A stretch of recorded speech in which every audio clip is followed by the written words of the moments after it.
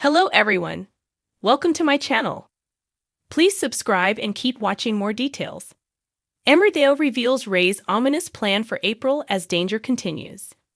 Emmerdale's Ray, Joe Absolom, is setting his sights on April Windsor, Amelia Flanagan, as the gangster continues to prey on the village's youngsters.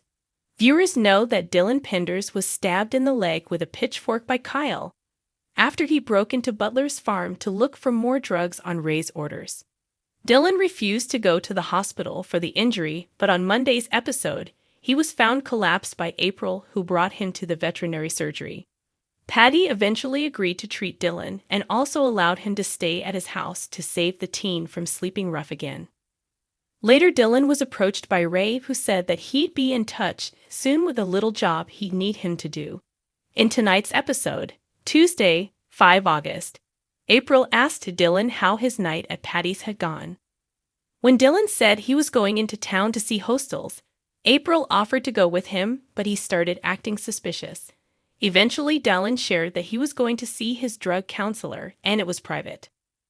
Dylan actually went to the pub to meet Ray, who paid him for his last job and offered him another one. But Dylan said he didn't want it as he was finding it too hard to lie to everyone, name-checking April as someone he cared about. Ray replied, "I knew there was a girl," telling Dylan he understood if he wanted to take a holiday from real life. When Dylan saw April again, she told him she knew he was lying about seeing a counselor earlier. Patty and Marlon then appeared and told Dylan they found out how he'd really hurt his leg. However, they had decided, for April's sake, to let him stay. Dylan then swore on April's life that he would stay out of trouble and they could trust him. But later, Ray was heard on the phone telling someone Dylan now has a girlfriend who is sweet and innocent, adding, "She can definitely be useful to us."